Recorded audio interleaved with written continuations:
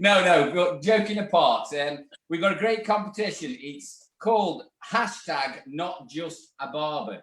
Now, you know, there's hundreds of competitions out there. We've done competitions in the past, and no disrespecting them, but we just wanted to do something a little bit different, really. And it's all about bringing the barbering community together, if you like, rather than posting. I mean, you can post work of yours if you want to, but it's what you do outside work. Some funny, you know, some funny gags, or what you're passionate about, what you want to photograph, if you like, but you never have the chance of. Funny situations. You might even mock something up. I don't know, but it's got to have a barbering theme or something thereabouts.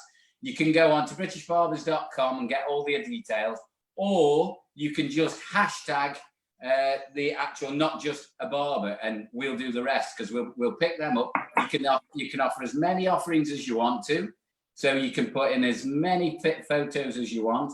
But the main thing is funny, unusual, whatever you want to do, you just put it in there. Nothing is too far out there. So I think it's a bit exciting. If you want to have a look at some examples and just get all the vibe of it, like I said, go on to BritishBarbers.com or go on to British Barbers Association website, and you can get all the information. But it's just a bit of fun, and it brings us all together. Sounds good. Sounds good. Now, we have guests on tonight. As I say, we've got Corey and KARAH on tonight from the US, and they're going to come on at different times. But a lot of people have been saying, when we ask the questions at the end, is favourite films and favourite dinner dates and your favourite drink. So I think over the next couple of weeks, I'd like to ask you a few questions, and we can do it each other, so people get to know you a little bit more as well, which would be really good. So I've got a couple of questions for you guys. Are you ready? Yeah, go on then, fire away. I hope I can answer these truthfully, and they're not. Go on. No, I mean, look, from my point of view, I'm looking at this, it's like 8:15. I can't ask them any later, really. When moonshine kicks in, it's night over, so I'm going to ask them now for you. So, go on then, fire away. And the nice, easy questions for you guys. What's your favourite holiday destination, Gary? Favourite holiday destination? Well, I've been so many places with work that it's a bit of a hard question, really, because I love my Spanish holiday. To be honest, we've got a house in Spain, family house. It means time away from everything with the kids and Rach and the just downtime family. It's a lovely place, very, very Spanish. It's a place called Berra, near Mojaca in southern Spain. Absolutely love it. Very, very Spanish. Not many speak English there. You know, if you want to go out for something to eat, you've got to try with the locals, or else they just shrug you off. You know what I mean? So it holds a lot of happy memories. Brought the kids up there. They class it home. So I've got to say there. But there is a lot of places I'd like to go, but Rachel refuses to go anywhere I've been with work. So I got to say Spain, because he's got so many happy memories. Yeah, I love Spain anyway. Speak a bit of Spanish as well, so it does help a little bit. Hola. Una más, por favor. One more. Muy bien. Dickhead. And I suppose this has been a question I've seen on quite a lot of interviews. We do our own questions to our guests to get a little bit about them, but what would be so like in isolation and coming out of isolation, is there something that you've craved for food-wise that you haven't been able to get, or is there what's your favourite food? What would be your favourite meal that you were going to have? Oh, I'm going to get slaughtered for this, and because I just say I put a shirt on today. It's my favourite watching football shirt, but it's the only thing with red, white, and blue on. So this is a Ben Sherman from many moons. This is when I used to be an XL. This is so. I can honestly say I'm a bacon man. I am. You know, I could eat bacon any time of the day. It's just one of them things. Bacon and egg, bacon and cheese oatcakes. I love it. If I went out for a really nice posh meal, if you like, if we're going to push the boat out or something, I do like Italian, but I'm going to go back to tapa. I like the social eating side, mezzi or the tapa side of eating. So lots of different things, So you can. I don't like just one plate of food. I like just little bits and bobs of everything, so we can all share. Really cool. Hence my size. Well, I guess a little bit about you love Spain and you like your tapas and your meze food. Nice. Yeah. So I'm going to ask you one though now. Okay, then go on. It's something I've always. I know you very well. I know you top of your game. You know where you are. Nobody does it better. You know you hold a crowd. Fantastic at your job. But where did it all? I mean, I bet nobody knows this. I mean, I know a little bits and bobs. But where did it all start for you? How did you get into the industry? Where was your first job? First job were at Dimensions in Yorkshire with Bill and Bernadette, and it was, I really enjoyed my time there. And I've said on loads of interviews in lockdown as well when I've been asked this, where do you start? And it's like right time, right place. I went right place at right time. They had 10 salons and training were fantastic. And, by the time I was like 18, 19, we're off to London a lot and money weren't fantastic, but they give it you in other ways, which just sign of a great company. And I learned so much. Some of the stuff I do on a daily basis from a business point of view is what I learned, through those guys as well. So I all started at Dimensions, but my presenting career started by doing just like staff training. I was just doing it in my own salon in Barnsley for Dimensions, and I'd go out to Leeds or whatever, and I just had a knack of talking in front of people, and I really enjoyed it. So kind of that's where it started. So it's really nice, and I won't change my upbringing or my start. I can even remember my first interview. So I won't change that for anything, and I think it's made me to where I am today. So I do thank Bill and Bernadette for that. It's nice to always look back with fond memories, and I do have fond memories, especially about my early days there. I were a twat. I were a little bastard to work with, but we. I think characters have changed a little bit. We were speaking. I was listening to an interview last week, and they're on about spraying each other with water bottles. Oh, fucking, I was doing that like 25 years ago. I used to hide in a cupboard. And, and back in them days as well, it was really strict when it come to the end at night, 6 o'clock, when you had to really clean the shop. Juniors had to really clean the shop. And I'd hide with a water spray in a little cupboard under backwash. And when one of the senior staff walked past, I'd squirt them.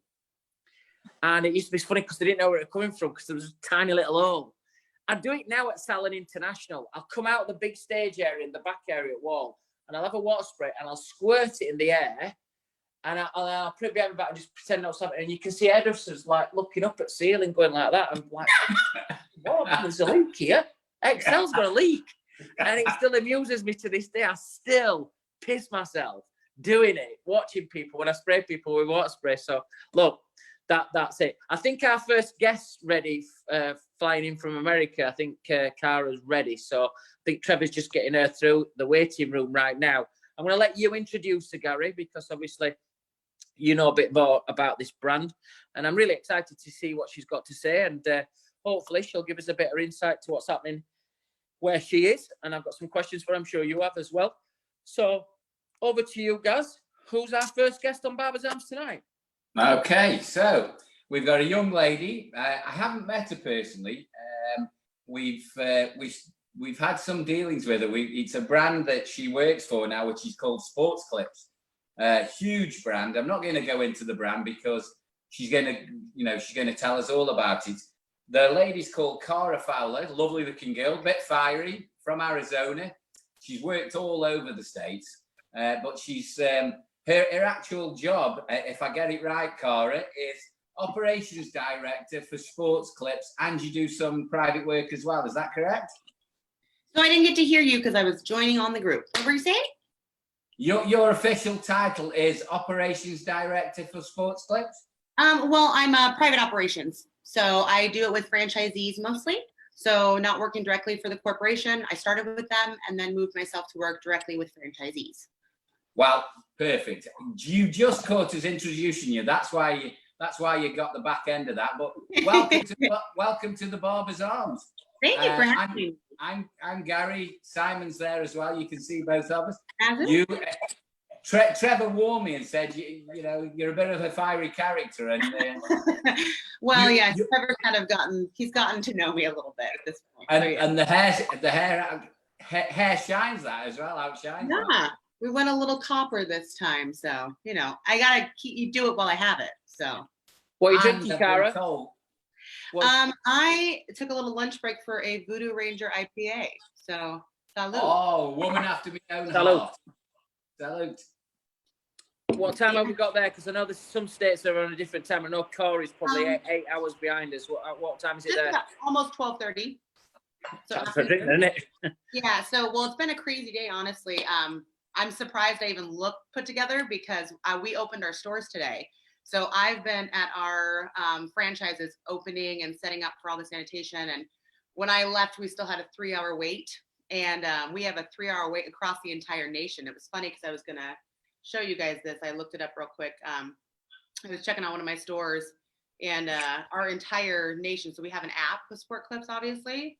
So they close you off. I don't know if you can see this. So they close you off, but all of our locations are 120-minute plus. All right. So at 1:20, you can no longer check in online, which is what we're using for our appointment system. And so when I left, we had 5 pages rolling of clients. I mean, it has been the most hectic I've seen. So, Corey, just 1 second, Simon, before you ask any questions. Can you just give us an idea of the size of the operation that you're operating at the moment? What's been the effect? And obviously, you've just told us you came back, but what was the actual procedure of going back to work? And is it for the whole country? So personally, I have 1 franchisee I'm direct with, and then I have 2 that I work with as an operations consultant where I can travel with them. So I utilize that in a different way. I've been across the country where I've had 21 franchises under me, and when I was in Houston and San Antonio, I've been in California before. So it just depends upon the needs. So my operation necessarily might be, this one is a lot less. 21 was a lot of locations for one body, but it was still different. With the coming back to, it starts with, SportClips really navigated this the best that they could in I would say oversaturating with ADA compliance or CDC compliance, but along with ADA compliance, because there's different resolutions here in the States of whether you have to tell a client they have to wear a mask. We can't really do that based upon ADA compliance. So that's something that we're doing. All of our stylists at this time in the entire country are all wearing masks. So that's per SportClips and also, per the CDC. We are all, obviously hand sanitizer at every place. We have removed basically where we no longer remove the capes or the towels from the client when they do the steam towel. They go ahead and remove it. There's a separate bin for them to discard it. And we have constantly clean, fresh capes for them. So we had to acquire a lot of those. Having masks available if they wanted it. We're not forcing gloves. I think anybody who's been in the hair industry, cutting hair with gloves is just asinine and horrible. You can barely keep a Band-Aid on your finger, kind of to keep a glove. It's silly. So just a lot of cleanliness. Same with, Barbicide training for everybody. So even though as we get licensed, we already have that training, but just reoccurring, making sure that we're certified before we open, all of our team members. And then just, different techniques. Really, I would say a lot of it is, in my opinion, a lot of it's being pushed, and this is among the industry, is being pushed now. But we were already doing it. It's just something we always do in the background, I think, as stylists and barbers.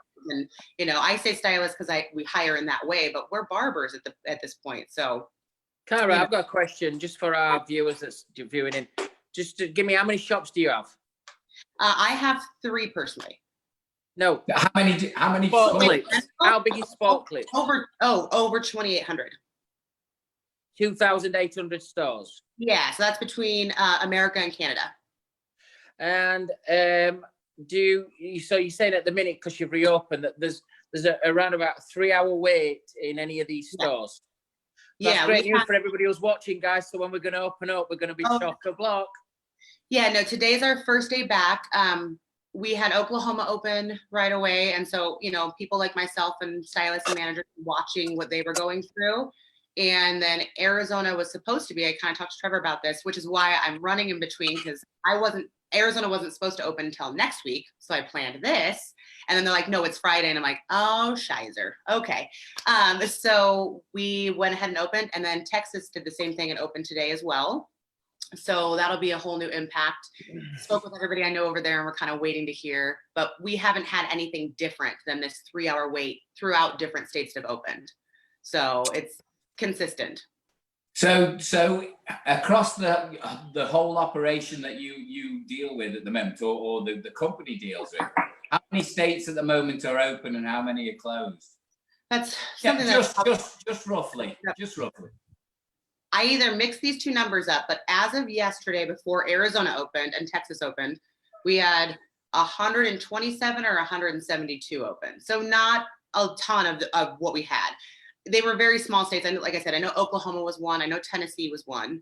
And then I know it was us. I mean, Texas, for instance, just in the Houston market that I worked in, and that's just Houston, has 105 available, has licenses of 105. That doesn't, do Fort Worth or Dallas or Corpus Christi or anything like that. So Texas opening is huge because that's, and then we have Austin and all that. So that's a big one. Arizona, we opened all of our locations except about 3 areas that are going to open on Monday.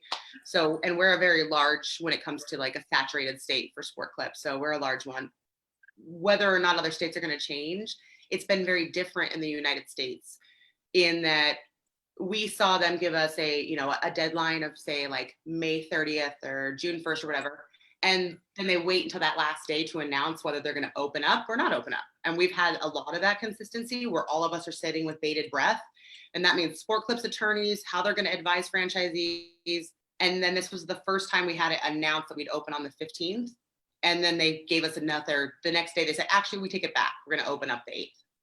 So they just put a lot of rush. Is the death rate still rising in America? No, I mean, it's rising in the fact of, it's not like where it is overseas. It's rising, it's plateaued. It's rising more in the being contracted because we have a lot more tests available now. So they've set up testing sites. I can speak for Arizona. They set up a testing site at this area, like our state fair, big fairground. So the opportunity to get tested is rising in that. So thus you're going to see that influx of people that are positive, but the death rate itself, like mortality rate, is not at all. And so that's kind of why Arizona and them have decided to open up. And we're the first state that Donald Trump visited since Washington. I don't really get political, but I'm just saying he felt comfortable coming here. I don't know how that works. I don't do that. Talking to Donald Trump, let me just break you off. It's time for a shot. We'll have a normal shot over here, though. We don't have a shot of bleach, so we should just take a little shot of that. Are you ready? KARAH. Yeah. Do you know Frank Gambuza from Tennessee? Absolutely. We were hoping to open his stuff before this all closed down. So this is a special from Frank Gambuza. I don't know if you can see this. This is yeah, I can. Awesome. Nice. Very nice moonshine. So this is just it's been a bit of a running joke this last 4 or 5 sessions, and I get a bit messy. So after this, I start talking rubbish. So that's okay. To your health. Yeah, you're Carol, good. While Gary's settling to his moonshine, one of the things over here, what people are again guessing, because we've got no government guidelines at the minute, is, but are you doing shaves yet? Are you doing close-up personal facial stuff? Are you doing shaves and beard linings? So I'm going to answer this the most politically way to speak as a representative of SportClips and as a representative of myself. Is it legal to do them here? Yes, it is. So legalities for Arizona, I can't speak for other states, obviously, but I know in Arizona that has not been regulated. SportClips advises that we don't do any beard details. What people do in their own shops and franchises, I cannot speak of, but I can tell you that in Arizona, it has not been taken away. And I haven't actually seen anywhere, other than people that are not open yet, that they've put guidelines on what you can and can't do. They had begun to talk about blow drying, but then that went away. So I don't know why that was a thing, but that was something. But yeah, shaving at this point is not taken away. It's just per corporation, I guess you could say. So you bought blow drying up there. Was that even on the table that was going to be limited? It was. Yeah, I don't know. I can't give you a good reason why. It doesn't make any sense. we have fans and air conditioners, so air moves the way it moves. But yes, it was brought on the table. It was a very silly thing, but yes, it was. What about numbers in salons? Are you restricted that you can only have like 8 people or 5 people at any point in a salon? So it's going to be different per state, but the ones of us that have opened up so far, they went from 10, where you could have 10 in there, to now just a 6-foot distance. So for instance, in all of my shops that I have, instead of having our waiting room full of 12 to 14 chairs, we have 3 denoted 6 foot. We have our stylist each station between each station, so there's an open distance to give that spatial issue.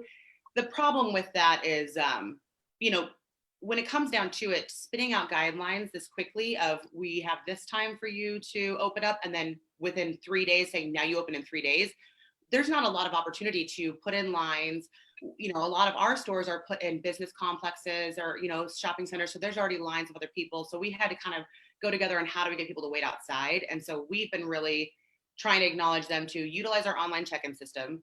We have to have your consent to text you, so check that option. Check in, get out, wait in your car, go do an errand. I mean, we're on a 3-hour wait. You can go do something.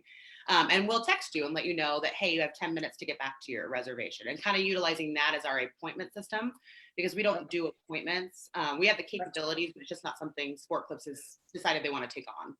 How have the staff responded to coming back to work? Were they eager to get back, or has there been some apprehension there? Or so again, this being our first day back this morning, that's why I was actually hoping I'd get in fast enough to not have you see this giant sweat mark across my face. Wearing the mask is insane. I had about an hour of clients before I was coming back home, and I did about 4 haircuts in the hour. And I swear to you, I look like I just ran 10 miles. It was disgusting. I'm like, please, Trevor, don't put me on early. So my girls have been, all the team members have been comfortable coming back. I think I had 1, and we acknowledge that they're not losing their position. They're just not going to be on at this time, and that's fine. When they're comfortable, we're going to acquire them back in. Everybody else, I don't want to call it lackadaisical. They're comfortable with our sanitation, but we were before. So we were uncomfortable with how anybody was sanitizing, and neither was our team. And so today in my time of being there, since we opened, we had an hour wait before we opened. And in that time frame, I only had 3 people that came in, not just to me, but in general, that actually were wearing a mask. And I had a lot more people calling if they had to. And we said no, because the guidelines right now at the state are that just we have to. And so they didn't have to. And we haven't seen the public be as up in arms or panicky as people might have thought they would be. So, Okay. Just one thing, Kara. I heard you say then that, so you are still a working barber, or you are working stylist at the moment, are you? Oh, I go in between all my stores and help fill where necessary. Absolutely. I think that's one of my things about my job that I love the most, is that I can sit with paperwork and a computer all day and numbers, but when they're in need, I can jump back on the floor, and I still love doing it. My passion is barbering. Business just happens to be what I'm good at, and barbering, so I put them together. But yeah, so I will jump in when necessary. So you know everything that we're putting up with. You know exactly what you're asking your guys to do. Yeah. And exactly what. So over the years, how long have you been barbering? How long have you been in the industry? So I have been in 11 years. My first job was with SportClips as a stylist that couldn't do a single haircut. And I tell my team every time I hire somebody on to one of my stores, I tell them the only haircut I could do was a Justin Bieber haircut, because it was so bad I could make it look good. 0 fades were horrific. Flat tops couldn't handle it. And now, like I said, I got 4 0 fades done in an hour. Not that I preach being that fast, but can be done in a good way. I like barbering in a little bit of a more exquisite sense, which is what I think, the BBA kind of brings to that, is that exquisiteness to it. But yeah, no, I've worked my way up with SportClips in every position we've had. So I have a question. I have a quick question for you, Kara. Your American accent's very strong, and apparently there's a new survey out. I'm from a place called Yorkshire in England, and you can probably tell my accent's quite strong Yorkshire accent. But apparently, if you inject gravy into you, like it makes you talk more Yorkshire. So next time you come on, if we can get some gravy sent over to you, and you can just inject it, just dig in there while we're online. It might just make it a bit easier for me to. Whilst we're on little funny stories, Have you got any funny stories that really stand out for you from a client that, or something that really stands out whilst you've been working as a barber or running your franchise at SportClips? What's the funny story? I mean, so in our stores, I mean, when you're working in a store, you see so many people. I mean, return is great. I have clients that I've retained for 11 years and they followed me state to state. And when I come home, they're like, cut my hair and great. But I mean, I think that my stories are short and sweet in the fact of things that we've all done that nobody really talks about. Like the first time you accidentally cut somebody's mole off and didn't tell them. Like that's something you guys might not run into, but because we come from a barbering, we don't start as a barber, we start as stylists. So you're just going away and then you're like, oh no. And then your mind goes, do I say anything? What if I just dab it? What if I just cut around? You know what, nobody's gonna notice. And so one of my long-term clients, I cut his mole off. This is 11 years ago, mind you. I totally took the whole thing off. His name is Chris Philbrook. Even if he sees it, he'll be happy with it. He still will go out of his way to find me when I'm back in Arizona, and it grew back. And we laugh every time as I start to do his neckline. He's like, don't cut it off. I'm like, I won't cut it off. And there are times when I'm also like, I think I almost just cut it off. So, like we have things like that. Beard details are one that we're super new for SportClips because we weren't allowed to do. We call them a beard detail for us because we can't straight razor shave, but we can use our shaper shavers, or what Trevor says you guys kind of call the foil shavers, same thing. So it was very new for our team to be allowed to actually do a lineup, get under the chin, take it as close as we can, since we can be certified, but not with SportClips technically. So one of the first few times we're not used to being this close to somebody's face. It's a little different for us. We're behind the chair. We're not sure what's going on. And so a lot of mustaches started to bring in an aspect of girls, like the hair would fly off and hit you in the mouth. And you have to be used to that because we're using edgers. And so I remember one time I was cutting hair and it was an older couple of gentlemen that had gone somewhere. And I'm working with a brand new stylist and I'm teaching her, I'm like, watch how we're going around and we want to move the edge of the lip, get the hair, and you want to taper it too, and going through, and I'm like looking and talking and I just like feel something grab. And I kind of just like looked at him and he's like, what's up? And I was like, oh, I'm sorry, that pulled is on my clippers. Like, oh no, it's probably old pizza cheese. I had pizza yesterday. Oh my God. Oh my.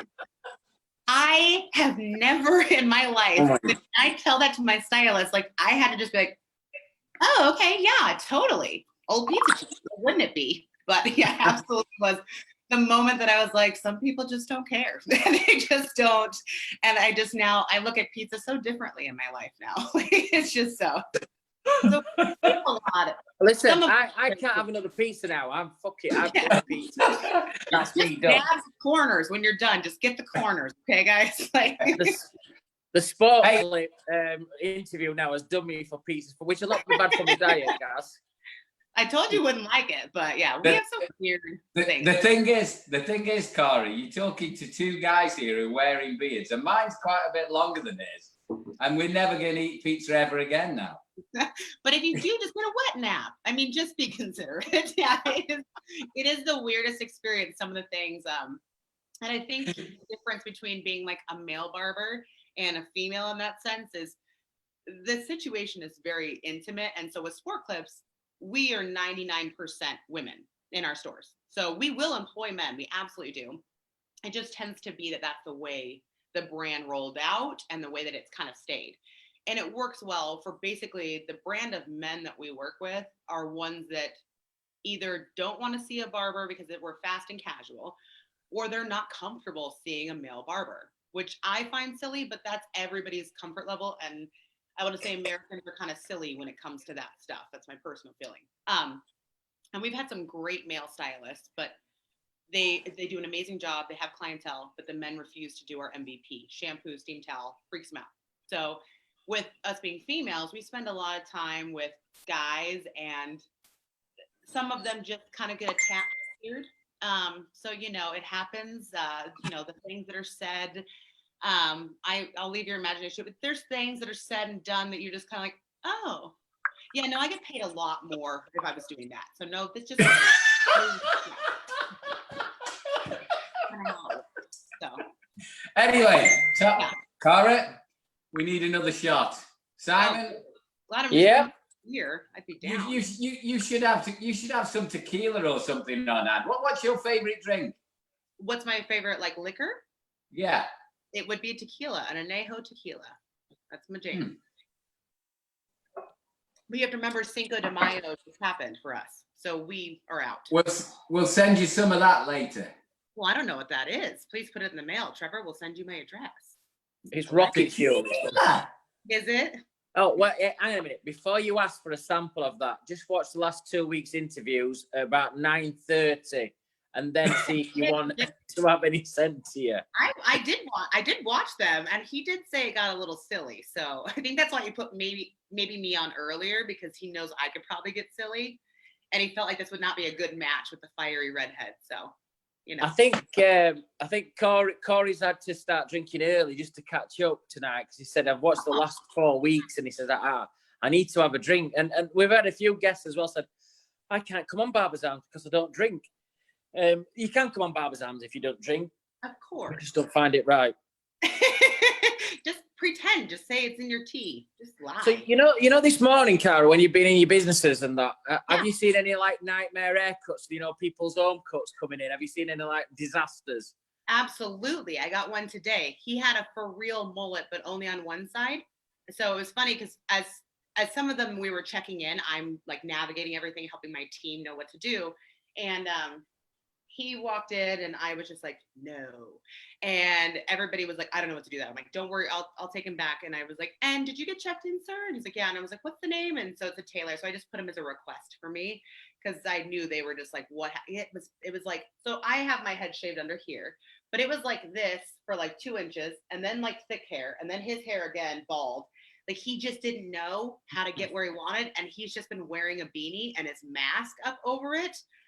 And that's when he took it down. He's like, "Don't be upset." And I'm like, I don't know you, but good on ya. And he's like, "I got a pair of dog grooming clippers and thought I could do it." He's like, "I saw a video on YouTube."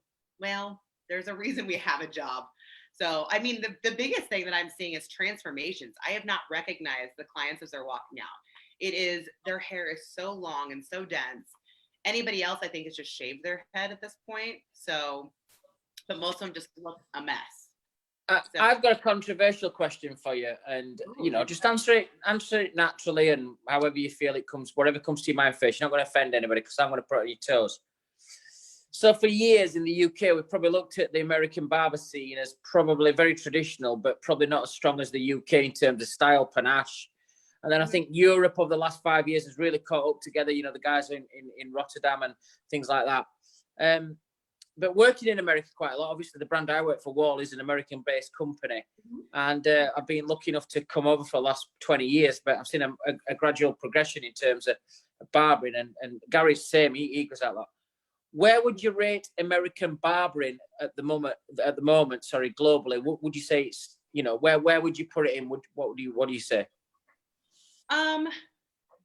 Well, I think that's a kind of a double-ended question in that, or double-ended answer, because what I know of it in the last 11 years. It's not that kind of bar, actually. It's not that kind of bar. It is because. You can go straight down the line. Come on, tell me what you think. Here's what I think. I think in the last, since I've been in this industry, when I started, I didn't know anything about it. But so in the last 5 years, I've watched what Barbers and everybody else in the stuff that I pay attention to has moved because of the UK and because of European styles, and has really taken on wanting to be that kind of barbering. So I've seen a great progression in our barbers, or females that want to work into it. I have more girls that have left being an assistant manager or manager for me and started their own place. I have one that did phantom fades and became a barber. I have another one that does mug, men's ultimate grooming. Like, they saw the progression.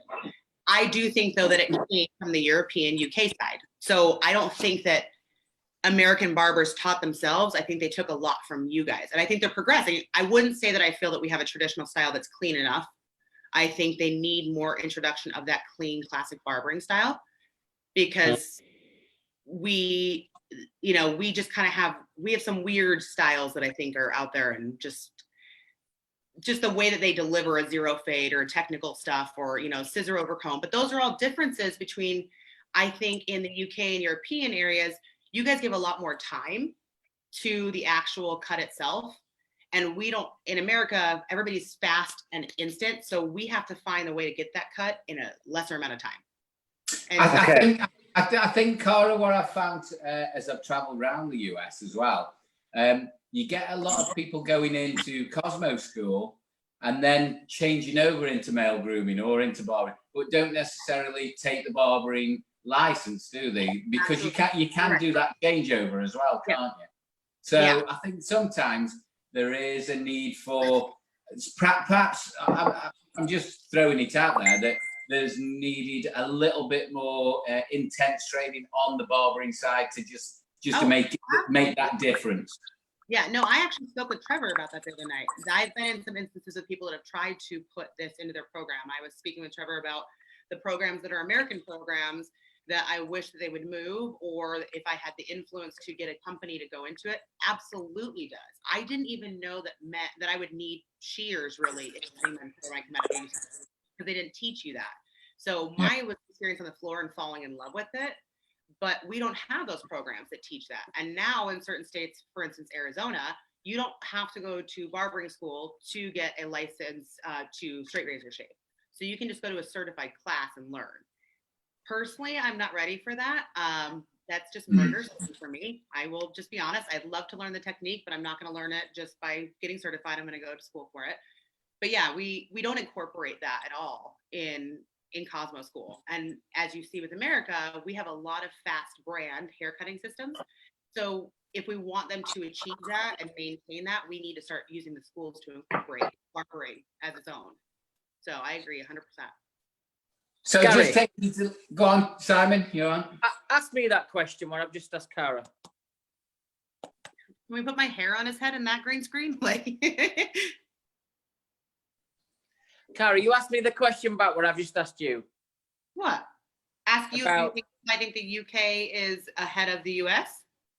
So I think the UK for years and years and years we've had it our own way. I think I've seen so much massive improvement in India, in the Far East, in places like Singapore. Everybody's improved so much. But yes, ask the question. I still think we are global leaders in terms of setting it out there. People follow us. People want to do what's happening in the UK. London in particular has this big thing. But whether you go to London, Leicester, Leeds, Scotland, Glasgow, Edinburgh, Belfast, Cork, wherever you go, you're going to find a top-notch barber or a cluster of barbers that people have massive followings and still want to, like, not copy, but want to be like them.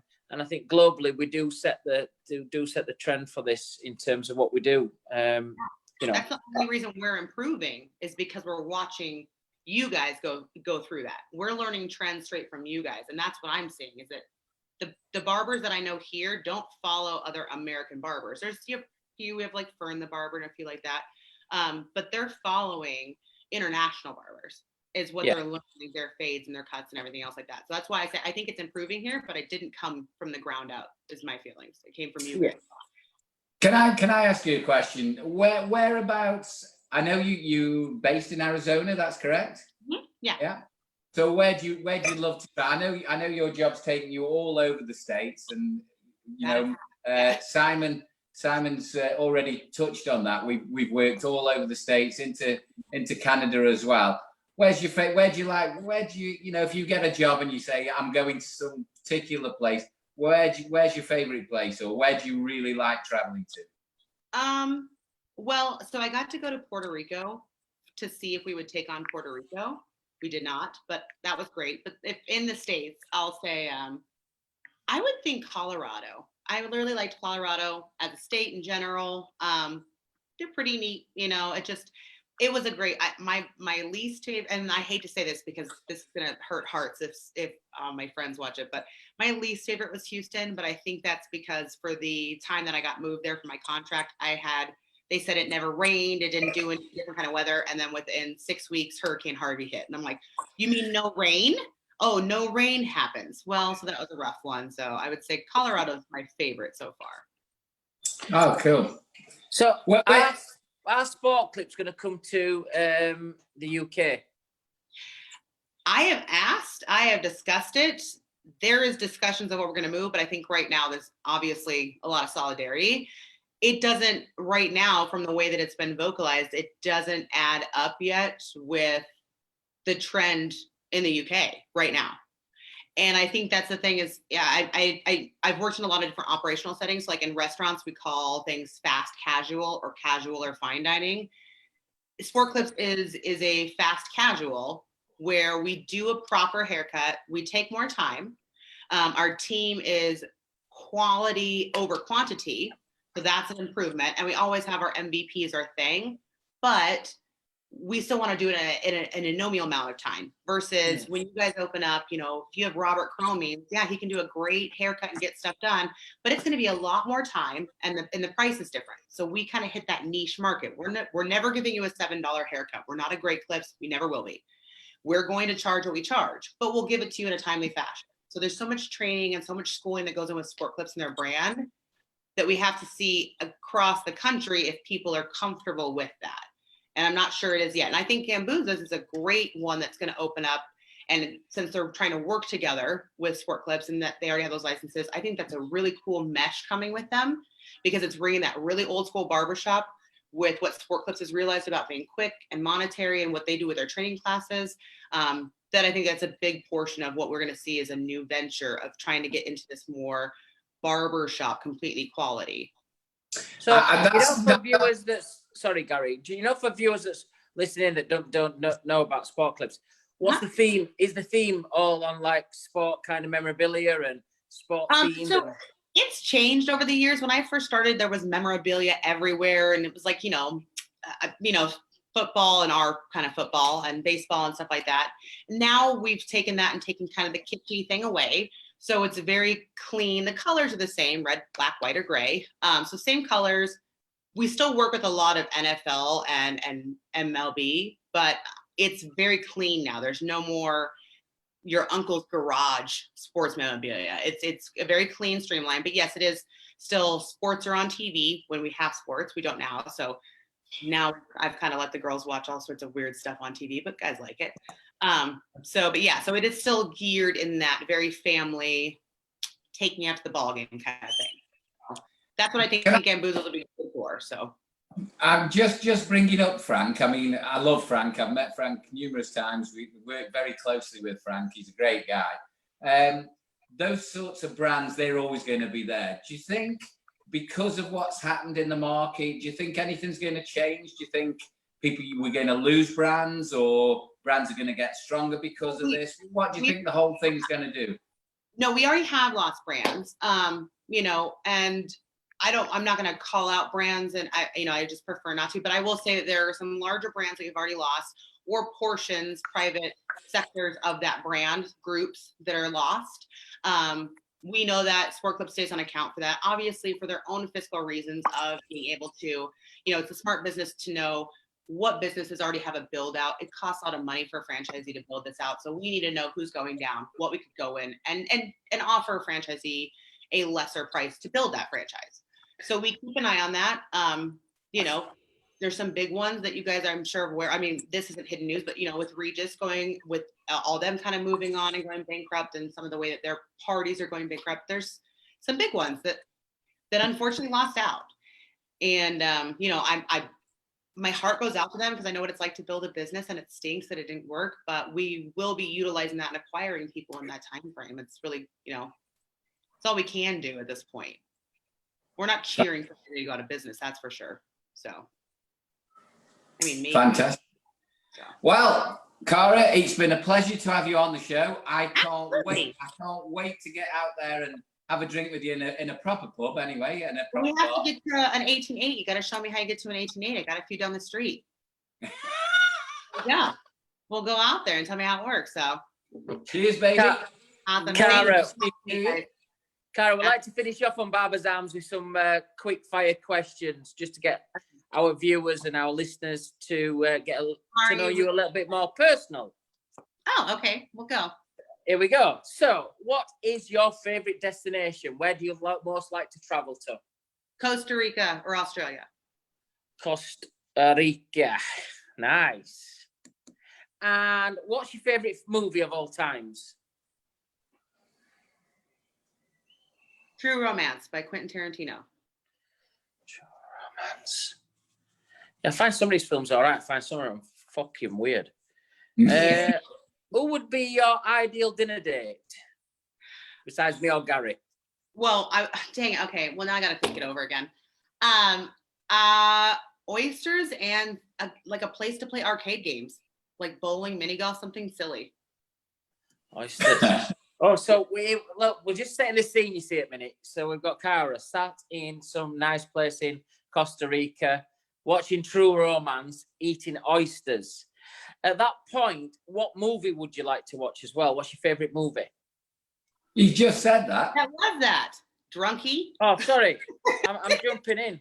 Sorry. Hey, stay off the moonshine. Yeah, sorry. Who would be your ideal dinner date? Is this real or celebrity? No. Whichever. It could be real. Most people, when the guys come on, especially if the missus are at home, they'll say, oh, my beautiful fiance or my beautiful wife. And then when they go out the door, we'll say, who would you really like to have dinner with? So who would you really like to have dinner with? Twice. I don't care. But bear in mind, you're in Costa Rica, you're watching True Romance, and you're eating oysters. Who do you want to do that with? With Tom Hardy, of course. Yeah. I like his accent. I feel like we're gonna have a good time. Yeah. And what would you be drinking? What's your favorite drink? Oh, I'm going tequila. So, oh wow. Yeah. We've got two in Doncaster that would love you. Yeah. So we've got Kara from SportClips. She's in Costa Rica. She's watching True Romance. She's eating oysters with a beautiful, delicious Tom Hardy, and she's drinking tequila. Wow. Is this how this ends? Like, do I get sent away on a vacation? Like, do you guys offer that? Well, yeah, you've got to put your, obviously, I think what Trevor's going to do is over the 7 or 8 weeks while we're in isolation, this is the 5th show. He's going to pick out the best guests that we've had on, and then he's going to pick out. So what it will be, probably somebody like Matt from Liverpool, who likes to go to Blackpool, likes fish and chips, take his missy, likes the jam, and drinks pints of lager. So that's the budget we're on. Okay. So, baby, you're not going to Costa Rica. There you go. Thank you. I appreciate Kara, it's been a pleasure to have you on. It's been a pleasure to have you on. Nice to meet you. That's great. Thanks, guys. Cheers. Love you, baby. See you later. Mwah. Gaza. I tell you what, she's one of the best guests up to yet. Yeah, I mean, listen, we're all yanked out tonight. I mean, I'm really looking forward to getting Corey on because he's a great guy, and he's a little bit different character to Kara as well. So it's going to be really interesting to get him in. But do you know what? I hope people are watching this and are watching it over the weekend. You know, listen, we're getting back up, and we said right from day one, 5 weeks ago, look, we're going to be back open soon. Just take your time, be patient now. Listen, this week as well, it's happened again, Gary. People, did you watch the BBC documentary? Oh, he didn't show us in a very good light at all, did he? No, but it's not that. Listen, I'm not going to stick up for the barbers, but I'm also going to say the people who are asking them for their haircuts, they're as bad. If you weren't asking them for his haircuts, if you were sticking to the social, you wouldn't ask your barber to cut your hair because you would be sticking to those social distancing, measures. So barbers are as bad for doing it, but people who are asking for them are as bad. And, loads of people said name and shame. No, I can't do that, and neither would you. But what I would do is, if I got a salon in the town or an area and I thought that some of my clients weren't having their hair, first of all, if your clients can't wait, fuck them. Let them go on. You're not stick to the rules. Secondly, if you're opening your shop door and you're letting people go through the back and do this, or you're going to their houses to do it, put it out. Tell people who they are. Because I tell you what, the majority of us are social distancing. We are doing the right thing. So he'll name them, shame them, tell them who's doing it, and then that's the way it goes. Just play it that way. You know what? I think you've hit the nail on the head, really. But I mean, that goes with all crime. I mean, we're old enough. Can you remember when you used to get your car broken in and your radio taken? Do you remember you used to buy a really top-notch radio? You used to pull it out and, cassette radio. Some knobhead would break in your car and pinch your radio. Well, if nobody bought the radios, there'd be no crime, would there?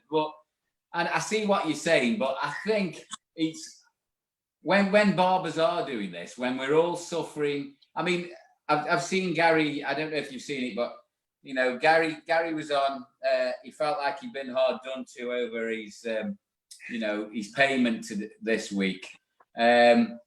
We all have choices. The government's trying to look after us all, you know, the same as we possibly can. I know people fall through the cracks, but you know, we got the grant in place. You furlough your staff. Yes, we're self-employed, but the thing is, with being self-employed, there is a cut-off as well. There is a place where the government can't keep everybody in money to the point. I'm not dissing Gary whatsoever, but if you're earning a certain amount of money, you've got to put a certain amount aside as well, haven't we? You know what I mean? So yeah.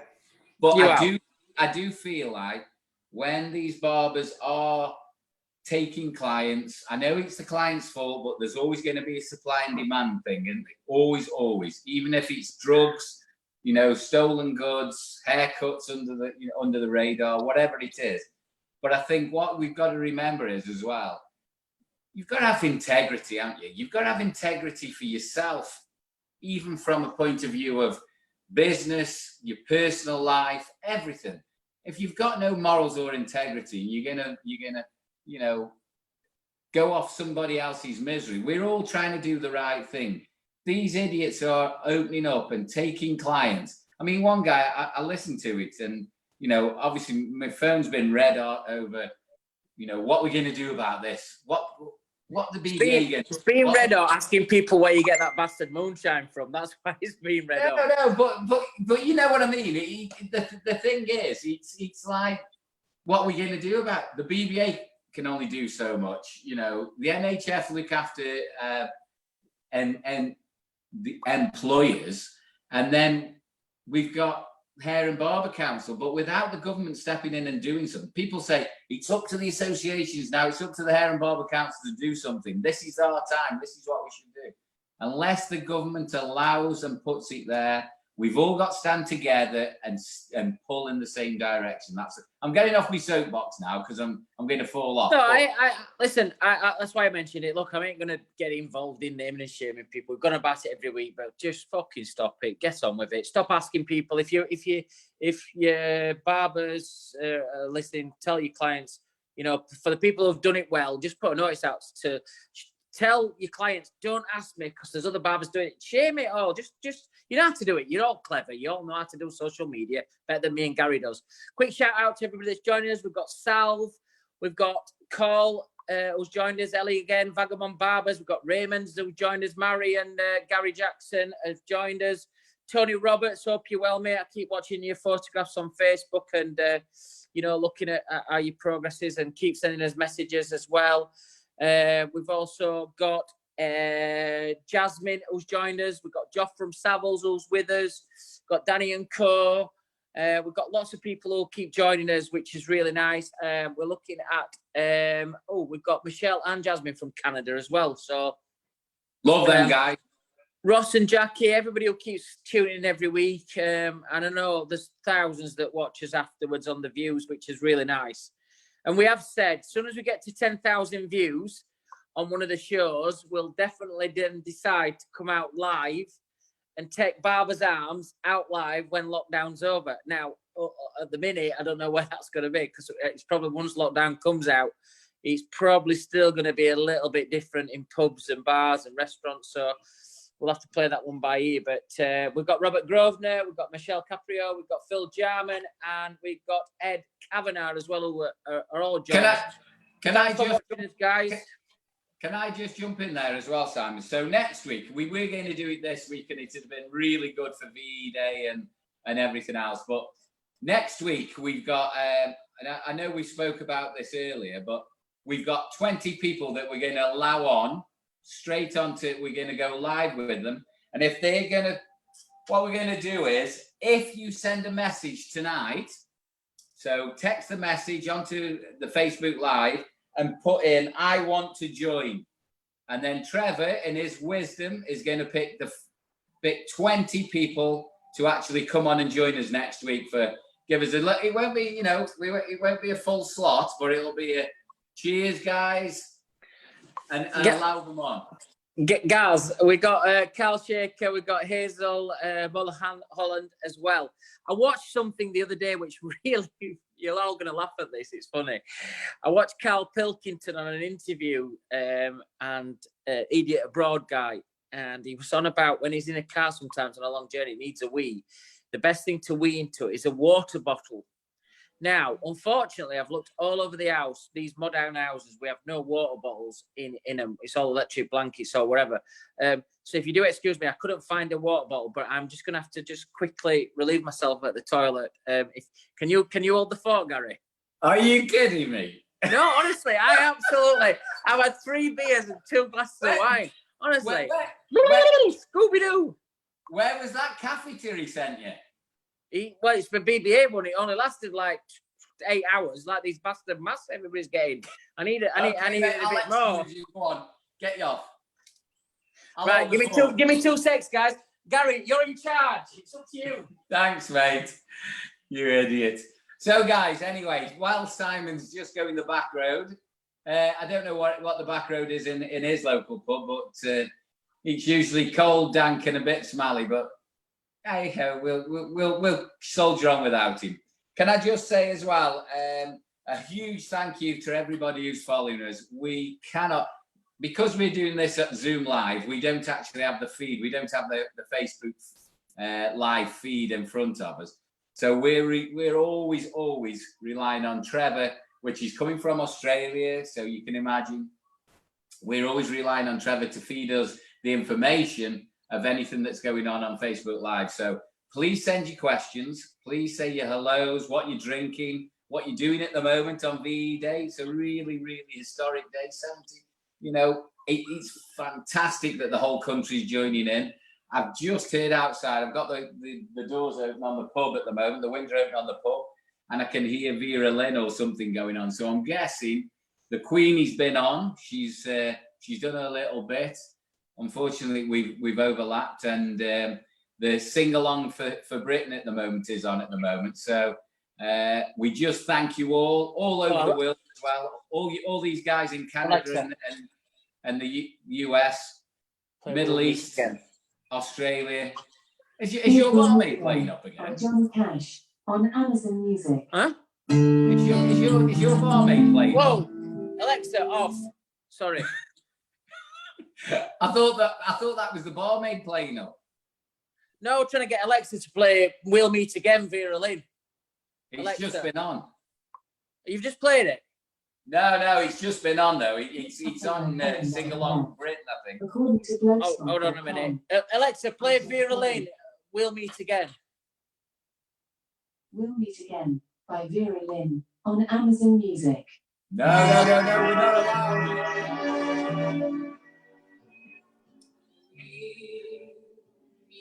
It's probably not coming right on audio again. Alexa, off. I've only got, I'm going to have to take that back to Argos. I've got the most dyslexic Alexa. Or is it me? Must be me. She can't go. Shut up, bitch. No, I have got a dyslexia. No, hey, listen. It's the accent. They sold all over the world. It's you. Yes. So apparently, Argos in Barnsley are going to fetch out a Yorkshire app that you can actually fit in and download it for your Alexa. It's just like an injection full of gravy that you put into your Alexa, and it gets it to pick up all your accents. So it's really good. Do you know what's really happened though? Because at Wahl, when I go down to the, they all like, hey up, but deck to go on, turn left. They all like to making me accent. Do you know what I found really? What's happened over the last 7 weeks? Because I've not travelled anywhere.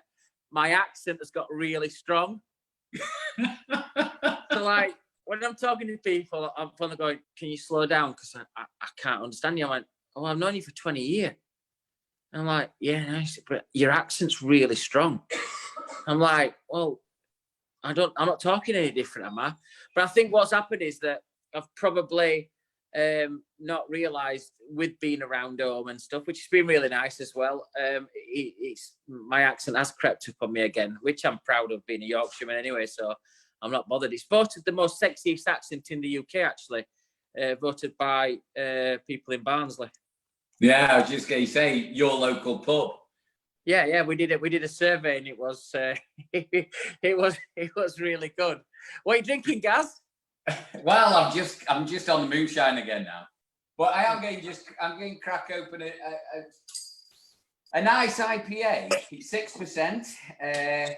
It's not one I've tried before. I've come across it, and it's called Beardo. I don't know if you can see that there, Beardo. It's Beardo or Weirdo? No, Beardo. Can you see that?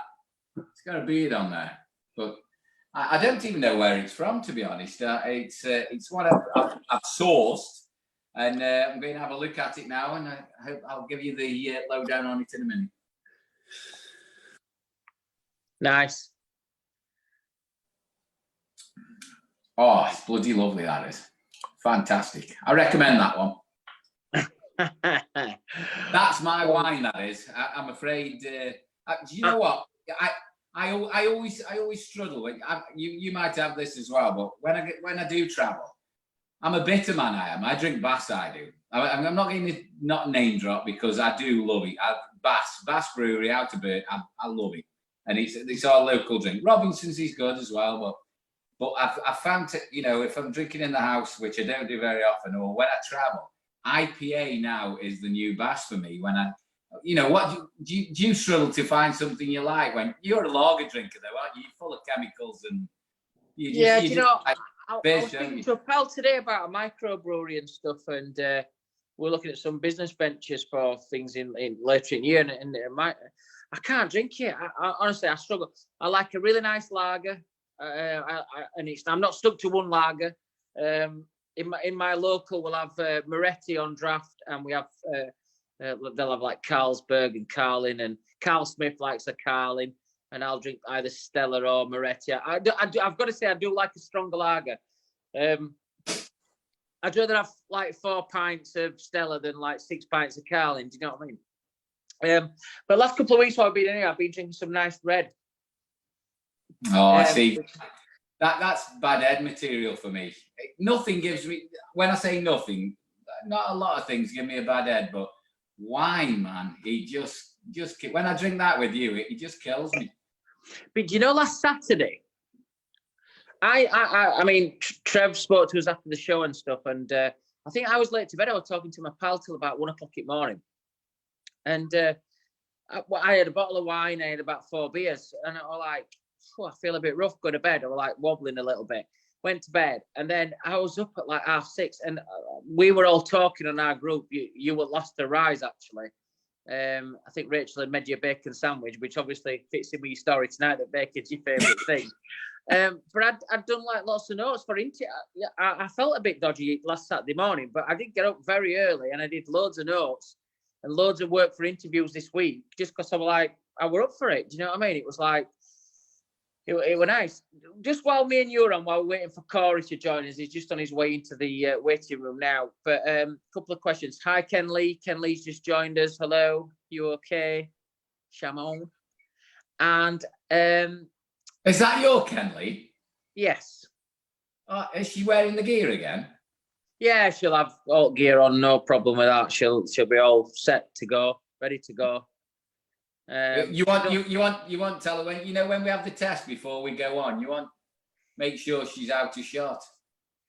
Well, she's not a very good barmaid. There's been no drinks being fetched down or out like that. There's no ice in here. There's a few nuts on a bowl here.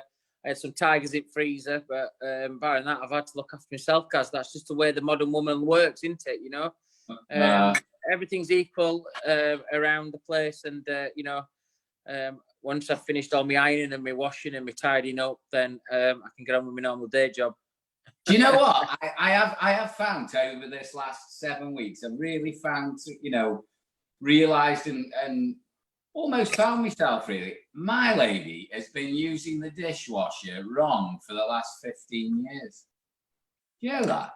Rachel, you've got access to my messenger now. Come on, Rachel, message me while it's on. Come on, tell me a story. Come on. All I'm saying is, I watch it stack, and I find myself going over and restacking it and doing it properly. And she's, for some reason now, she stopped doing it. I can't understand. I think there's going to be a lot of things going to be changing after this lockdown, because we're making a bit of a rod for. You're very brave in your little bar sat there. I'm gonna see an hand come out of the wall in a minute and grab you. Can I have a quick and shug? She's saying no. She's saying she's not passing me any. Listen, what's that song? It's gonna be lonely this weekend without you, Rachel. It's gonna be lonely. Hey, you're going to bed with that fucking moonshine, you, tonight. All right, moonshine. Woo! Jesus. Talking of moonshine, have you got a special drink tonight?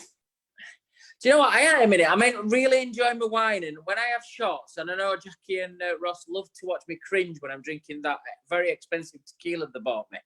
I'm really enjoying my wine, and I want to keep my head straight to interview KARAH because it's quite a complex character. And some of the stuff that we talk about with these tours of Afghanistan and when he started barbering out there, what you got?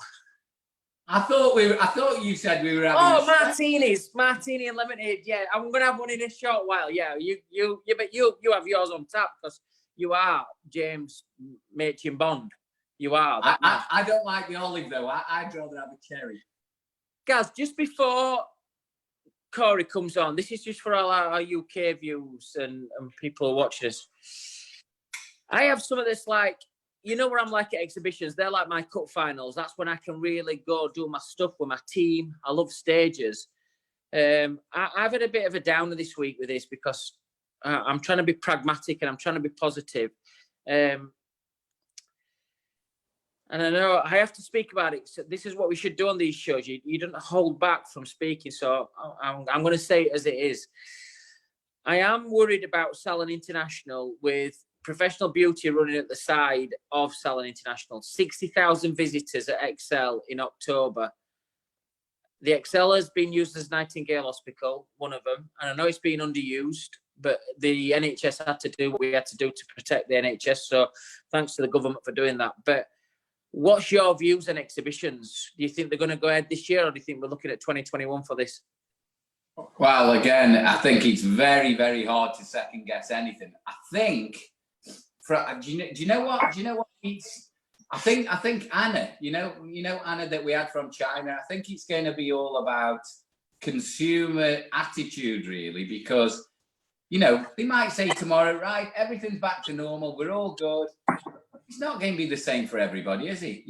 People aren't going to feel the same. They aren't going to be feeling safe. They are, so I think it'll take a long time. The government at the moment has been pushing and pushing and pushing, saying social distance, don't touch people, don't gather in groups, don't go outside.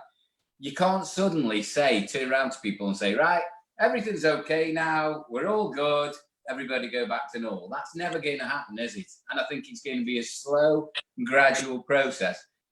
October seems a long time away. May seemed a long time away when all this happened, didn't it? Did any? I mean, Rachel will tell you. She says. Well, she won't tell you because she's not talking to you at the minute. No, when the schools started to close, she said. Yes. She says, I think the schools are going to close. I go, don't talk bloody stupid. The school's closed. And she said, I think we're going to get locked down. I goes, don't talk bloody stupid. As if they're going to do that. We got locked down. So she has got a handle on things, Rach has. But I'm sorry, but I always look on the bright side of everything. I think you do as well. We're always half full type of glass people. Trust me, to Mark Maloney and Jane Lewisaw and all the guys at HJ, I have so much respect for these guys. I want it to go ahead. Listen, please, government, everybody, do it right. Let's get back and let's do Salon International. Deep down, though, I have to be really think about not only social distancing, it's like people coming out of this with the cash flows and the budgets and the recession, or, look, positive from her tonight. There's a 3-hour wait in barbershops. I think salons are going to be packed. We spoke to a friend yesterday who lives in Dubai, and she went back to her salon in Dubai straight away. First salon she could get booked into. She went in for her hair doing, and I forget what the name was. Something on the Palm. A salon called Something on the Palm. If you're listening, drop your name in. She said, "Look, I watched everybody come in, everybody had masks on, they came and sprayed you before they went in. She says PP were fantastic, and it were equivalent to 70 English pound for just a trim. But she said the waiting, you know, like she got in straight away online. But she said within like 2 hours, this guy were booked up for like 5 days. So look, it's going to be really busy. Going to be really busy. So I we think, never know. I mean, we have got Corey on now. He's nearly available, but I think it's not only just that though, Simon. I think Salon International, just its name, you know, it is an international show. It's the biggest show in the UK. It's enormous. It's always been the show to go to. We love it, but we get a hell of a lot of international visitors as well, don't we? So is everybody going to travel? Are we fingers crossed, guys. Fingers crossed. Yeah, fingers crossed. That's it. Okay, guys, we're running out of time, but we've got one of my close friends coming in now from America. I met this guy. He's one of our WEET team members, which is Wahl Education Artistic team members. What really interests me about this guy is we could talk to each other without even speaking. I just sat next to him sometimes. We played tricks on each other. But ex-military, Corey Hull, Hellraiser. Corey's in the house, UK. What's Give him a big up? round of applause, Corey. Welcome to Barber's Arms. What's going on, guys? Welcome, Corey. Hey, You okay there, mate? Yeah, You what's just that? off the stool. I'm trying to get you guys all on the same screen so that way I can see you guys. There we go. You good? There we go. What's going on? I see you guys now. What's up, Simon? What's up? Hey, What's going on, Gary? How are you, buddy? Corey, I'm doing Sorry. good. How are you guys doing? we're good. How are you? Doing good. What time is it in California? It is 13:20. So 20 past 1. So 20 past 1. Whereabouts are you in California? I'm up in the northern part of California, like 45 minutes north of Sacramento. Okay. What's the Yeah. place called? It's called Marysville, California. Okay, yeah, I know it. Yeah, it actually was supposed to be the capital of California, but Sacramento ended up being the capital. So, So, Corey, we spoke nearly probably every other day whilst we've been in isolation. Bro, you know what I think about you anyway, but just give us a little background to let our viewers know and people who's watching. Just give us a bit of background about Corey. okay, so a little background about me. Before I got into barbering, I was in the Army for about 12 years. I did 3 combat tours in Iraq. So I did my first tour, which was 12 months. My second tour was 15 months. And then my last tour was 12 months. Shortly after I got back from my last tour, I got medically discharged when the government was downsizing our military. So I got medically discharged. And then after that, I returned back home to Marysville, California. And I started settling down with my wife. We were expecting another child along the way. And then when we got back home, it was a pretty hard adjustment for me because I was used to having a routine for 12 years, you know, and then I was working, you know, part-time at a job at a hardware store. Wasn't making too much money doing that. And so I decided to, you know, start going to school. I had money to go to school. You know, I paid into that when I was in the military. So I was like, you know what, I got money to go to school. Why not use it? So I went to the local community college right down the street from where I live. And I took the placement exam so that way I can find out what classes I would need to take and whatnot. And when I got my results back, the career counselor was like, yeah, you need to take like, you know, some English as a second language courses. And I looked at him and I started laughing and I said, really? I need to take English as a second language? I've spoke English all my life. So I looked at it and I came home, I was super depressed and I told my wife, she laughed at me. And she was like, well, maybe, you know, going to college is just not for you, you know, and I'm a better learner. I learn well with my hands. I'm not really good when it comes to sitting down and watching PowerPoints all day. So my wife said to me, she said, well, did you ever think about going to barbering school? And I said, no, I never thought about it. And I contacted one of my friends who I work in his shop now, and I've known him since elementary school. And I said, hey, where's the local barber schools at? He said, well, there's one in Sacramento, and then there's another one, you know, an hour north of us. And an hour north of us, I pretty much kind of grew up there, you know, because my dad's side of the family was from there. And I hate driving to Sacramento. So going to Sacramento was out of the question. I hate dealing with traffic. And, you know, it's just, my anxiety goes through the roof when I'm around a bunch of traffic. So I went to school an hour north, went to school for 10 months, graduated. A month later, took my entrance exam, and then got my license. And I started working in one of the busiest barbershops in my hometown. After that, I became a Rusel educator for 3 years. And then after Rusel, I then was picked up on the Wahl team. So that's pretty much a little bit about me. Good. So, Corey, I want to just, obviously, it's important when we get guests on, and it is that there's lots of interviews going around at me because that's all that people can do, like me and Gary. You know, we can't go and put there and do seminars. So, you know, I like to keep it real and just give people sometimes an edge where they think, I want to watch what this guy's saying.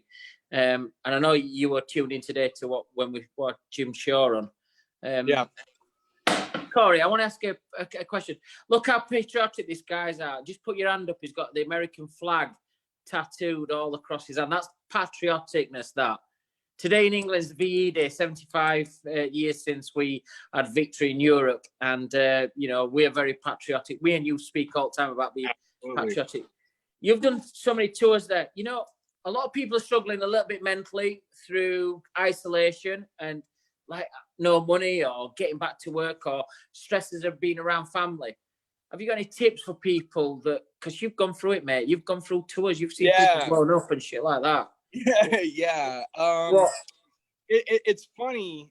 It's funny because when this whole quarantine lockdown started happening, I was actually, I was okay with it, you know, because I mean, when you're in Iraq, and especially when you're on a base, you pretty much you're in lockdown. The only time you ever get to go outside of the walls is when you're going out on patrol. I mean, I did that every day, but when I was out on patrol, that's, you know, that was, you know, pretty much, you know, living, you know, I mean, you don't know if you're going to be able to, you know, if you're going to make it back to the base. And then when you do make it back to the base, you're just sitting in your chew, you know, you're sitting in your hooch and you're not doing anything. You have nowhere to go. It's like being in jail. So when this whole quarantine first started, I was okay with it. But now as it's dragging on, it's just bringing back more and more memories and it's bringing back flashbacks to my time when I was in Iraq. And it's very stressful. And it's really hard because, especially here as of late, you know, we keep thinking that we're going to go back into our shops and we're not going to go back into our shops. I mean, California is still, you know, locked down. We're not able to go anywhere. And even if we do go back into our shops, we're being threatened that the state officials are going to take our licenses and even maybe shut down the businesses. So I'm gonna come on to that in a short while. But Gary, let me just tell you something about this guy. So me and Corey was on a leadership summit in January this year. Seems like a different life away. Seems like a different time. And the leadership summit is, I mean, you know, Gary, you've known me for years, so you know I'm positive and everyone knows me. But I think people who are very close to me know that I'm kind of like sensitive as well.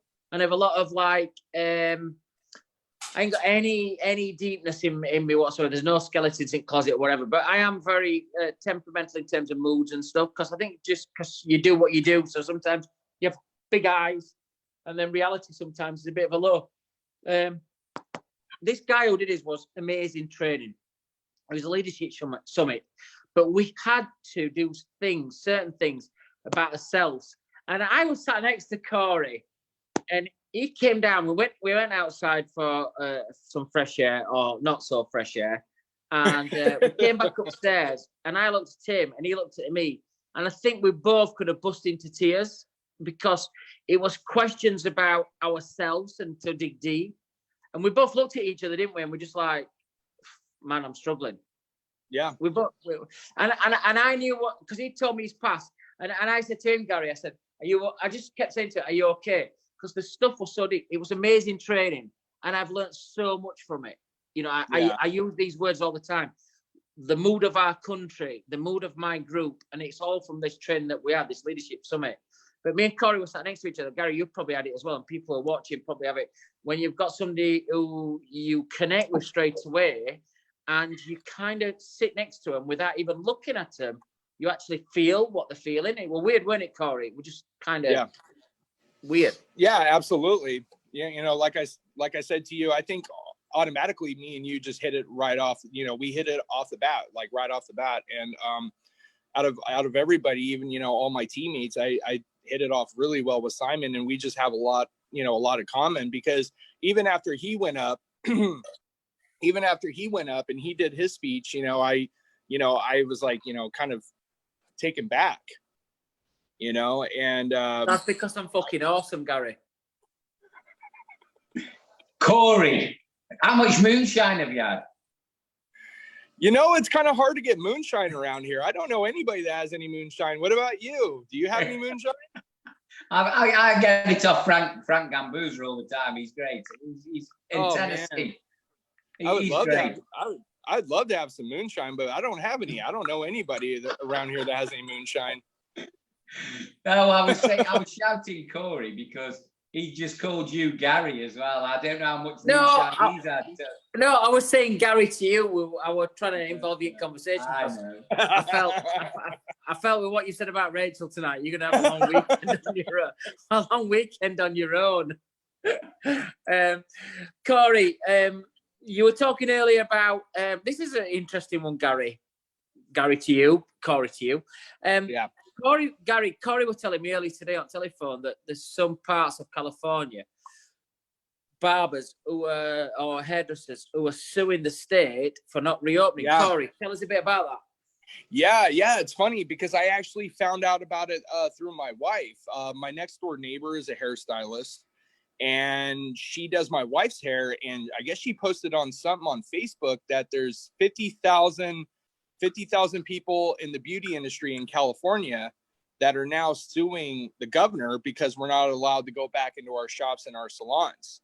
And then yesterday, our governor got on and did his press release, and he said that the coronavirus came from a nail salon. You are kidding me. Really? Do you know what? Do you know what really gets me about the States? And I love it. Don't get me wrong. All over. And Speak freely. I'm over there with Simon as well, but mainly with the BBA. California is so liberal. It's great people. I've gone all the way from San Diego up to LA, Pasadena, all the way up to the top, up to San Francisco. But yeah, everybody's so liberal, and they want to be so accepting. But when it comes to things like this, and I don't know why it is, but I don't know if it's a power base but everybody wants to be their own boss, don't they? Governor-wise and state-wise, and they want to be all things to everybody. And we just had, I don't know if you watched it earlier, but we had KARAH on. She's traveled all over. It's a nationwide company. And it's almost dealing with like 50 countries, 50 separate countries, isn't it? All the time. I mean, absolutely. It's quite unbelievable. I mean, we're just not used to that whatsoever. We have central government. It goes out to the state or the county, the county council, and then we get told what to do almost. But you've also got the federal side of things as well. So it's so complicated within your structure that I quite find it really hard that. And I'm not saying they make it up, but they almost make it fit whatever they need to do sometimes. No, absolutely. And honestly, I mean, I thoroughly believe in a chain of command. I lived my life by a chain of command, and I still live my life that way. But I honestly feel like a lot of these governors of each state, they almost have a little bit too much power. And especially because, the beauty industry and the barber industry and whatnot, I mean, we're supposed to be compared to as clean and sanitary as a hospital. But yet, you have a lot of these grocery stores and a lot of these businesses that are opening, and they're, I mean, even a fast food restaurant is, I mean, that's not sanitary. When I was 16, I worked in a fast food restaurant. It is not sanitary. It's not. you know, but yet I can't go back into my barbershop where I am sanitary because I went through the training and to keep my clients safe, but yet I can't go back and cut hair. Have you had any idea of when you're going to go back, or what they've said, or any itinerary of what's happening? No, nope. I mean, honestly, I think it's looking, you know, rumor is probably November. We've also been hearing August time frame. So, I mean, it's going to be a while. You see, it's so unbelievable. We meet so many people. We're going to try and get Frank on here, and with Frank Gambuza, and we're going to try and get some of the guys off the you know, in Atlanta as well. But Georgia have gone back almost a week ago, 10 days ago. Then Tennessee, we just heard Tennessee's on the verge of going back as well. And you're all in the same country. I know that the country is huge, but there's just no regularity at all through the whole country, is there? You know, times are super scary right now. And you know, I mean, I did my research, you know, because I'm not one of those gullible people where I listen to the media and everything that they say. I'm not that way. And I mean, I was in the Army for 12 years, so I kind of know how things work.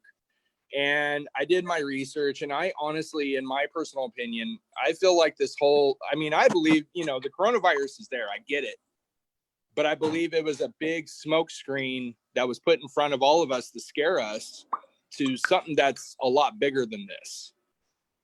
Yeah, especially here in California. California is the unemployment has gone through the roof. I mean, in our state, we have 40 million people in our state, and we only have 67 million in the UK. Yeah, we have 40 million in the state of California, and a little bit over half of the people in California are on unemployment right now.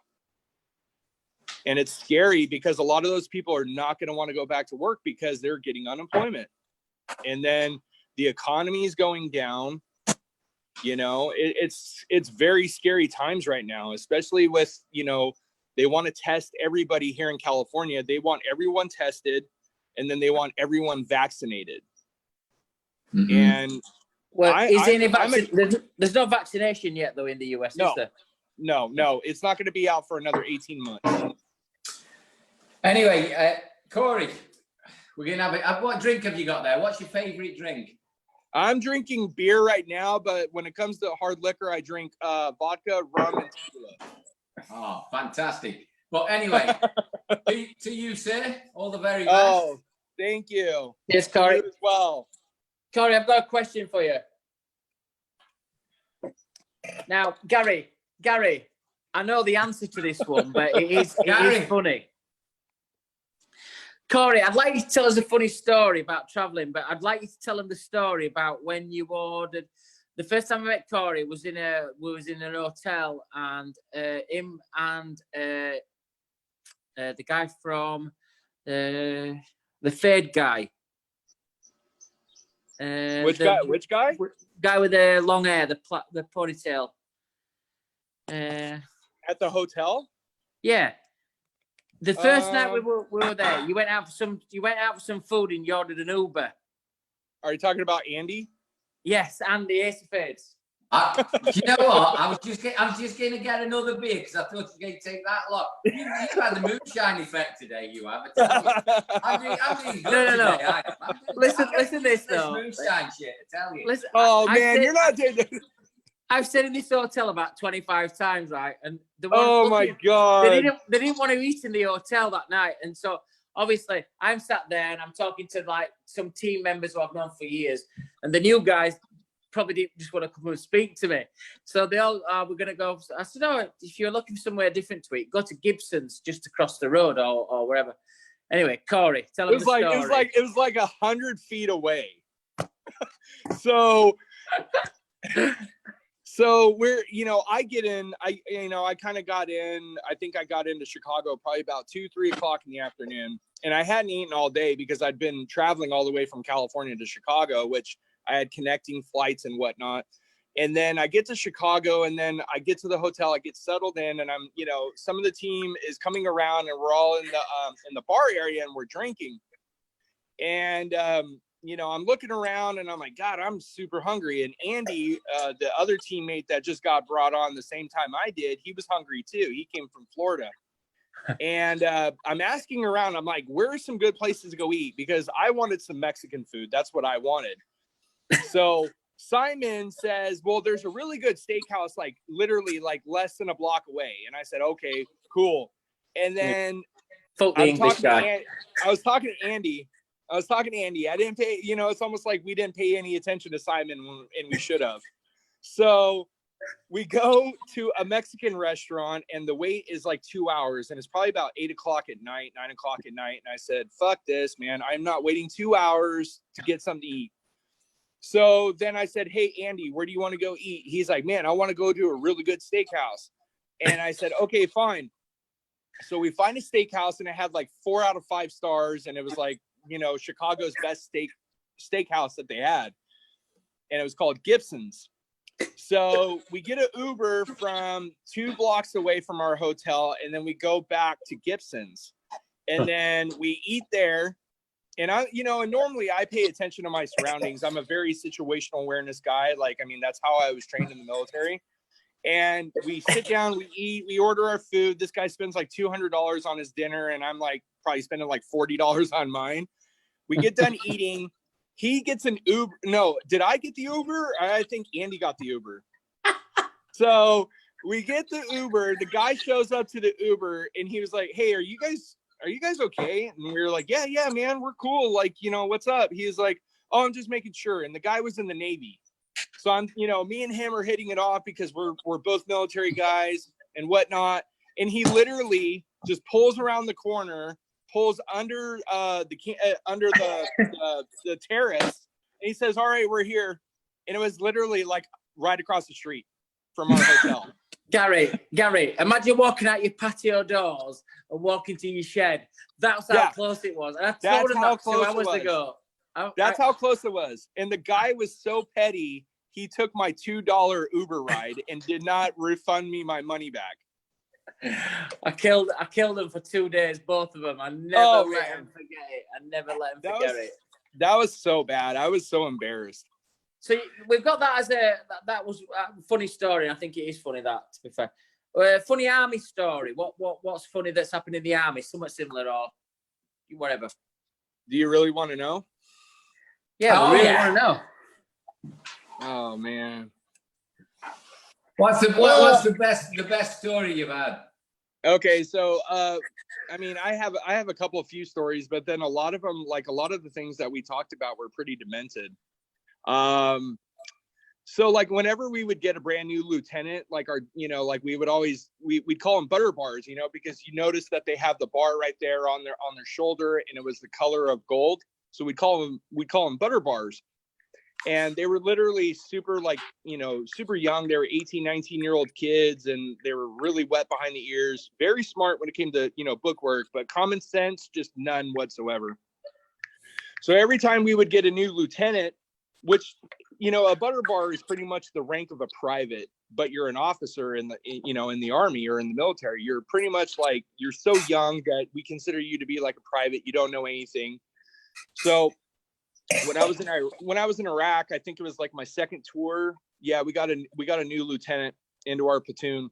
And whenever we would haze a new lieutenant, especially a butter bar, we would all like swarm him. And then we would like pin him up to a post, and then we turn him upside down, and then we tape him to the post.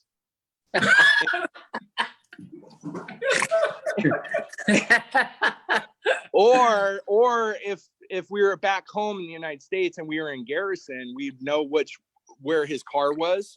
So we'd make sure that, you know, I mean, when you're home in garrison, you don't really see your lieutenant. We'd call them platoon leaders, because that's what they were. They were platoon leaders. So you didn't really see your lieutenant all that much. You only saw your lieutenant is when you were out in the field training or when you were overseas in Iraq or Afghanistan. So, you know, we would always find out like what kind of cars they were driving. That was one thing that we would do to them while we were downrange. But if we were back here in the United States and we found out what kind of car they had, we would saran wrap their entire car. So those are just like the few things that we used to do. And then we used to ask each other, like when we would be out on patrol, like especially if we were like we would sit on a main MSR, which is a main service route, and we would make sure we were watching convoys and doing convoy security for them. We'd make sure that, I would be up in the gunner's hatch, and I'd, look through my long range advanced surveillance system that we had, which could see out to 10 miles. And I'd watch along the route to make sure that there were, nobody putting IEDs or anything like that in the road. And we would just literally just sit and talk while we're doing this. We had our our headsets on. We talk internally in our trucks, or we'd talk to the other trucks in our platoon. And we used to have guys just ask like the really nastiest, dirtiest questions just to pass time. And it was and I honestly, I don't even know if I want to say it, because, if there's people tuning in, I don't want them to hear it. I might offend somebody. Corey, there's nobody watching. There's nobody listening. Okay, cool. So we would have guys because you're around these guys for 12 months or even longer, and you're with them for 24 hours a day, other than when you're, going to sleep at night. So you start running out of things to talk about, especially when you're trying to get to know your brothers and the guys that you're serving with in your platoon, because these are the guys that you got to watch out for, and they got to watch out for you. So, God, I used to have guys, like my driver used to ask me, he was like, Sergeant Hole, now let me ask you a question. And this is before it started even getting this was like the very first question. And it was so demented. I mean, this kid was like 19, 20 years old. And I think I was in my, mid to late 20s. And he said to me, Sergeant Hole, let me ask you a question. And I got my lieutenant in my truck, and then I got my dismounts behind me. And then I have more dismounts and my interpreter, and they're all listening on the headset. And they said, hey, Sergeant Hole, let me ask you a question. I said, what's up? He said, what would you do if you came home and you saw your wife having sex with your dog? What would you do?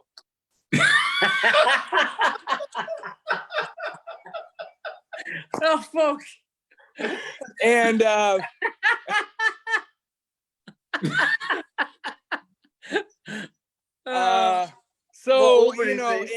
and that was just a taste. That's just like a little bit of a taste of the conversations that we would have. And I was taken back by it. I said, what did you say? He said, what would you do if you came home and you saw your wife having sex with your dog or whatever? And I said, seriously, dude, what is going on with you? Like, are you okay? He was like, yeah, I just want to know. I mean, this is the kind of shit you hear on Jerry Springer all the time. And I said, yeah, I know, but. Oh, Corey, that's so funny. And I said, I'd kick my wife in the ass and tell her to get the fuck out of my house, and I'd keep my dog. Like, seriously, how? Corey, like, seriously, how? You how need, one of you? you need one of these masks on for the taxi. Fuck's sake. Corey, listen, we're running out of time, bro. But listen, me and you's got an Instagram live next week on the Wahl channel, so I'm going to speak to you over the weekend about that. Corey, just before we leave, I wanted to ask you a few of questions just so we get to know a little bit about you personally. Corey, what's your favorite destination in the world? Oh my God. Really? My favorite destination in the world? Okay, hold on. Let me think about that. Do I have to have already been there? No, well, yeah. It was your favorite destination. My favorite destination in the world? God.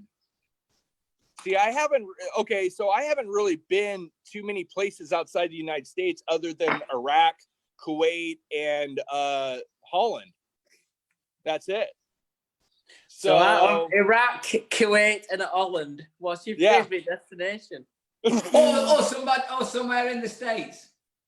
Somewhere in the States? Yeah. I would have to probably say anywhere. I mean, honestly, anywhere there's a beach is like my favorite destination. So tell me one. Just name it. So I'll have to say, I would probably have to say Santa Barbara, California is probably my favorite. California. We'll put California, yeah? That's down Southern California in Santa Barbara, yeah. What's your favorite film? My favorite film? I would probably have to say Lone Survivor. Yeah. Lone Survivor. Great film. I'll find you Lone Survivor. Who would be your ideal dinner date? Ideal dinner date? Probably going to Olive Garden and coming home. Who? I said probably going to Olive Garden and then coming home and having sex. Who No, with? which person though? Which ideal dinner date? Who would be your, like with each famous person, your wife? Who's your ideal dinner date? Who would you like to go out with? My wife. Pussy. Okay, Is so it- we've got was the Corey. answer A? Listen, Was- Corey, this is how it's stacking up at minute. You're in California on your favorite beach. You're watching The Lone Survivor, and your ideal dinner date is your wife. What would be your favorite food? Mexican food. Mexican. Okay. And what would be your favorite drink? Oh, gosh. I would just say a beer. Mexican beer? No, domestic. Good. No, I don't drink that. I don't drink Mexican beer. That tastes like piss. Modelo is one of my favorite drinks. I love it. Come on. Modelo. It's beautiful. Modelo. You like Modelo? Yeah, it's gorgeous. Yeah. Oh, see, In America, everyone you here. get those big cans as well. In England, we just get these little dumpy bottles, but in America, you get the big cans. Yeah. See, Modelo's not too popular here. A lot of people like to drink Corona. Yeah, well, we're not keen on Corona at the minute in the UK. Yeah, I wouldn't want it in the UK either. So listen, we've got the Hellraiser, Corey Hall. He's in California on a beach. He's watching The Lone Survivor. He's sat with his wife. He's eating Mexican food, and he's drinking Corona beer. Corey Hall, you've been a great guest on the Barber's Arms. I will be interviewing Corey next week on the Wahl station on Instagram. Corey, it's been a pleasure, bro. You're the man. Love you, bro. Gary, it was nice meeting you. Thank you, Simon, so much. And I hope you guys have a great weekend. Thank you so much for having me. And please stay safe. All right, guys? Thank you very much. Lovely to meet you, Corey. Well, Gary, Yankee Doodle Yandy. Yeah, definitely. We've had Yankee overload. Yeah, we need to take you back to the UK next week. I think we've got to. I've had a lot of wine tonight. To be fair, I had the same last week, but seems to affect me a bit more this week. Welcome to my world. Listen, I would have if this were a local boozer, I would have gone home half an hour ago. I'd have gone straight in when you finish work on a Friday, driving back from wherever I am, drop my car off at home, get a taxi to the local boozer. Go and smash it from 7 till about 9:30, 10 o'clock, and then go and wish I'd never done it on Saturday morning. And this is how I feel tonight. I've had a fair drink tonight. It's been good. I've really enjoyed the guests. Come on, last one. What are you drinking? What do you think? It's clear. It makes me slur a lot. Well, listen, I'm going to finish my wine off because I've nearly had. I'm about the same as where I were last week on this one, so I've got like a little bit of bottle left there, and I've got like half of my beer left. So I'll cheers you on this one. Cheers, mate. Mate, it's been a pleasure again to have you as a beer partner on Barber's Arms. Thanks to Trevor and Jackie for setting this up. I've loved every minute of it. It's like 5 to 10. It's flown again. It's been a great. I've really enjoyed it. Unbelievable, mate. It's been fantastic as usual. I love Fridays. I think after all this, Fridays, it's made me realise I go straight to the pub on a Friday, straight from work. I love Friday nights, the crack, the camaraderie, wherever. Rachel always, she's brought it up today. She says, Friday morning when I get up, I have my porridge. She says to me, I'll see you in the morning then. And I said, okay, because I never come out on a Friday. And it's getting a bit like that now as well. So, Well, listen, it's been a pleasure. Love you. once we get out of lockdown, if this still is popular, we want to take it out live onto the roads. Thanks to all the barbers and hairdressers and everybody who's been watching us, all the people we've mentioned. We're hoping to get over 50,000 views over after this 5th show. So it's been well received. Don't forget to have a look on the BBA website and the Facebook to have a look at not just another barber competition. Also, as well, if you want to put your isolation stories into Wahl Stronger Together, we've got his website open for that as well. So all of it's working together. It's been a great evening with KARAH LYNN, and we've had Corey on from America. It's been an all USA show tonight. Next week, we'll be back with some Brits, and we hope you've all enjoyed it. And all the people that we haven't mentioned who've been following us, stay safe. We love you. I'll see you next week, mate.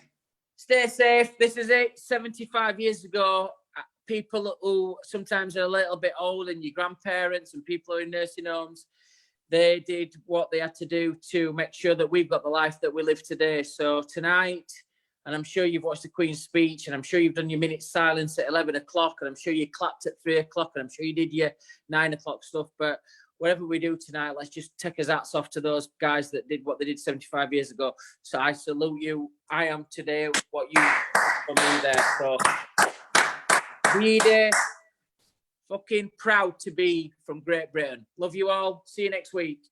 Love you, mate. See you later. See you, Gaza.